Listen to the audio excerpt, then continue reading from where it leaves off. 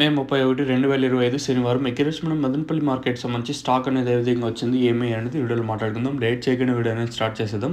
మనం ముందుగా స్టాక్ విషయం మాట్లాడుకునే ముందు వర్షం అప్డేట్ చేయాలి. సో నేను మదనపల్లి అయితే వర్షం అయితే ఒక 2 గంటలు ఊపేసింది. వర్షం మాత్రం కొంచెం భారీ కాదు, అతి భారీగానే అని చెప్పొచ్చు. పడిన ఒక సుమారుగా 1:30 గంట 2 గంటలైనా కూడా ఫస్ట్ 7 గంటల కాడ 6 గంటల 59 నిమిషాలు 7 గంటల కాడ ఒకసారి స్టార్ట్ అయింది.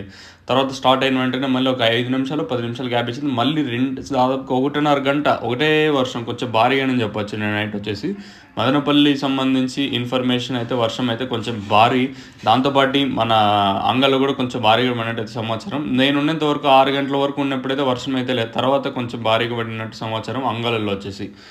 సో ఈ వర్షాలు పడుతున్నాయి కానీ ఏది జరుగుతున్నా మాత్రం అది రేట్ మాత్రం పెరగటం లేదు. ఇదే కొంచెం బాధగా ఉంది. ఏం పెరిగి ఏం ప్రయోజనం చెప్పండి, వర్షాలు పడి. సో ఏం రేట్లు అయితే పెరగటం లేదు. దీనివల్ల అయితే మనకైతే ఒరిగేదైతే లేదు ప్రస్తుతానికి వచ్చేసి వర్షం వల్ల. అట్లీస్ట్ రేట్స్ అన్న పెరుగుతుంటే ఇంకా పడాలని మనం అనుకుంటాం, అట్లా కూడా లేదు. ఓవరాల్గా ఈరోజు స్టాక్ విషయం మాట్లాడుకుంటే మనం స్టార్టింగ్ మండీలోనే దిగుమతి తగ్గింది. ఓవరాల్గా మార్కెట్ మొత్తం తీసుకుంటే ఒక 10% వేరే దిగుమతి తగ్గింది ఈరోజు వచ్చేసి. మరి వేలంపాట్లు అనేది ఏ విధంగా ఉంటే చూడాలి.